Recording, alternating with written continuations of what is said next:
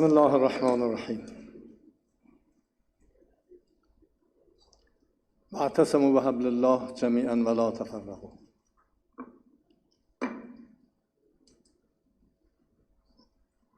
و من یعتصم بالله فقد هدی الی صراط مستقیم. من خدمت شما عزیزان، مهمانان گرامی، تجار، دانشگاهیان، هیئت دولت و عزیزانی که از دولت اینجا حضور دارن و ما که مهمان شماییم، عرض سلام دارم و از خداوند بزرگ میخوام که این جلسات رو و این نشست‌ها رو منجر به مسیری بکنه که خداوند خودش هر روز در نماز ما رو یاد داده که بگیم خدایا ما رو به راه مستقیم هدایت کن. و راه مستقیم یعنی چنگ زدن به ریسمان خدا. و این آن چیزی است که در حقیقت شایسته و برازنده ماست. ارتباط ما و پاکستان از جهت‌های مختلفی به هم گره خورده. سابقه تاریخی، زبان و ادبیات مشترکی که داشتیم، فرهنگ ما، دین و باور و اعتقاد ما، همه اینها زمینه‌هایی است که ما رو با شما برادران و خواهران گره میزنه، زندگیمون رو، آیندهمون رو و آنچه که هست. علامه اقبال لاهوری، اون ادیب بزرگوار پاکستانی، ابیات و شعرهای بسیار زیبایی در رابطه با نگاه و این که مسلمان‌ها یک آینده روشنی با هم باید رسم بکنند رو داشته. اینجا بد نیست چند بیت از اشعار اون رو خدمت شما بگم که شاید ما ایرانیا بیشتر از شما پاکستانیا با شعرهای زیبا و الهام بخش اقبال لاهوری انیس بودیم، همراه بودیم. در یه بیتی میگه که خدا آن ملتی را سروری داد که تقدیرش به دست خیش بنوشت. با آن ملت سر و کاری ندارد که دهقانش برای دیگران کشت. خداوند میگه اون ملتی رو که اون ملتی رو سرور و آقا میکنه که برای عزت و سربلندی خودش تلاش میکنه، زحمت میکشه. اون آدمایی که برای دیگران تلاش میکنن، چشم در سرزمین دیگران دارن، خدا به اونا هیچ حاصلی نمیده جز آوارگی و بیچارگی. ما سیاستمداران، ما دانشگاهیان، ما تاجران باید دست به دست هم بدیم و وحدت و انسجامی رو که در اشعار اقبال هست، در اشعار و فرهنگ ما هست، در آیات قرآن هست، در احادیث هست، بهش عمل کنیم. من یه شعری رو در سخنرانی هام در ایران و بین مردم بارها و بارها تکرار میکنم، از اقبال. اقبال میگه که همچو آینه مشو محو جمال دیگران، از دل و دیده فروشوی خیال دیگران. در جهان بال و پر خویش گشودن آموز، که پریدن نتوان با پر و بال دیگران. آتش از ناله مرغان حرم گیر و بسوز، آشیانی که نهادی به نهال دیگران. میخواد به ما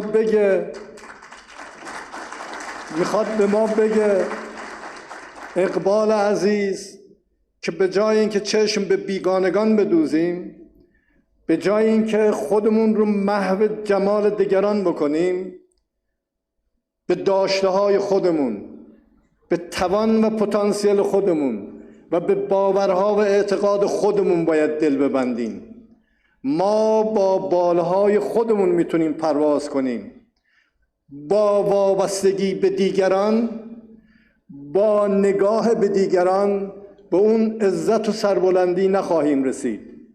خودمونیم که باید تلاش بکنیم به اون جاهایی که باید برسیم و ما میتوانیم برسیم. کافی است که باور کنیم. و در تمام اشعار علامه این تفکر و این اندیشه رو میخواد در ذهن خاورنشینان، در ذهن خاورمیانه‌ای ها همچنان زنده نگهدار و بیدار بکنه که ما میتوانیم به جایی برسیم که برترین و بهترینه. این مهمترین باوری است که باید داشته باشیم. اگر این باور رو داشتیم، اگر به این جا رسیدیم که ما میتوانیم و خودمون رو در مقابل غرب و غربیان کوچک نشماریم و بدانیم که ما برتریم، انتم الاعلون ان کنتم تعلمون، اگر بدانیم و اگر بفهمیم ما قادریم از این وضعیتی که هست با قدرت بیاییم بیرون. ما هیچ چیزی از دیگران پایین‌تر نداریم. اگر از آنها برتر نباشیم از هیچ کسی کوچکتر و پایین‌تر نیستیم. این باور اگر در ما به وجود بیاد راه پیدا خواهیم کرد، به آنجایی خواهیم رسید که خدا برای مسلمانان نشان داده است. راه خدا یعنی راه خلاقیت، علم، دانایی، رحمت، عزت، شرف، بزرگی، استقلال و آزادی. راهی است که ما رو خدا دعوت کرده به اونجا بریم.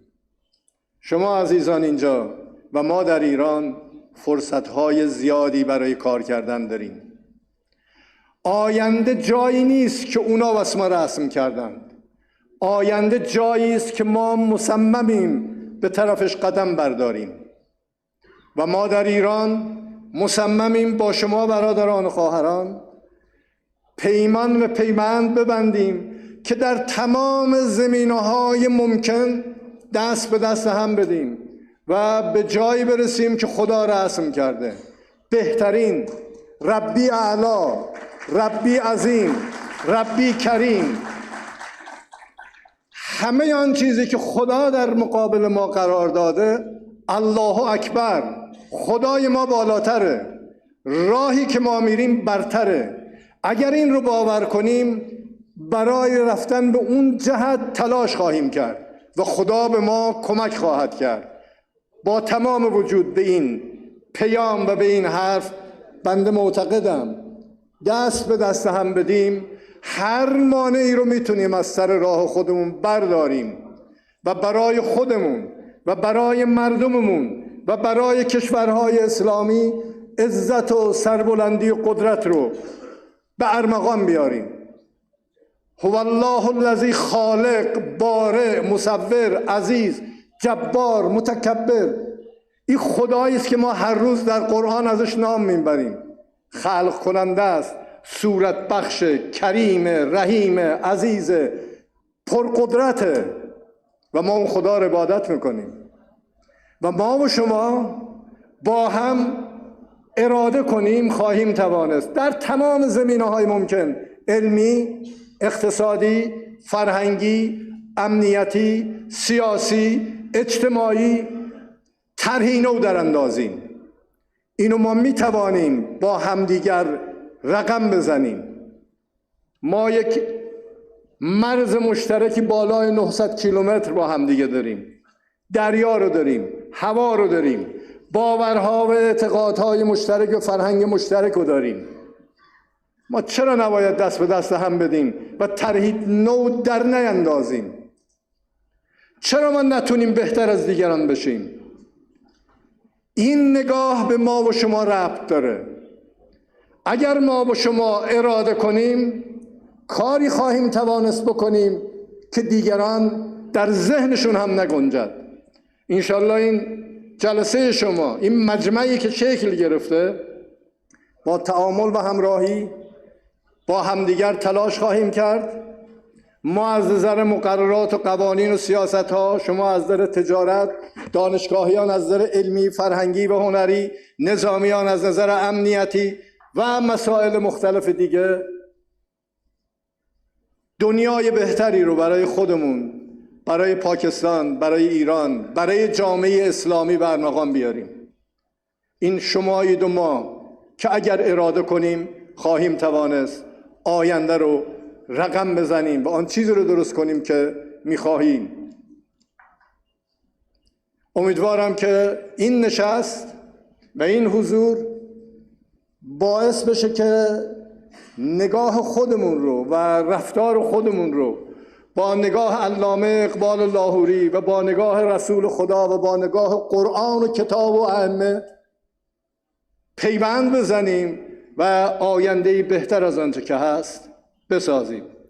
من دلم میخواد در آخر از شما عزیزان، از مردم خونگرم و صمیمی پاکستان، از برادرمون شهباز شریف، از رئیس محترم جمهور، از مجلس، از علما، از نظامیان و فرماندهان قدردانی و تشکر کنم به خاطر اینکه در اون 12 روزی که ما در جنگ ناجوانمردانه با قدرت‌های بزرگ نامرد بودیم پشتیبانی خودشون از ما اعلام کردن.